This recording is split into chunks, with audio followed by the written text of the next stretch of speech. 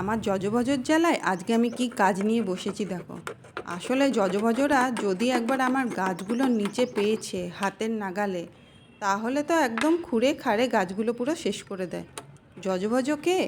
আচ্ছা দাঁড়াও দাঁড়াও বলছি। জজভজ হচ্ছে আমার দুষ্টু দুটো খরগোশ। কি করব বলো, এখন জজভজকে তো রেখে নিয়েছি, কিন্তু ওদেরকে আর কোথায় নিয়ে যাব? ওদেরকে কি না ভালোবেসে আর থাকা যায়? তাই জন্য ভাবলাম গাছগুলোরই কিছু বন্দোবস্ত করি।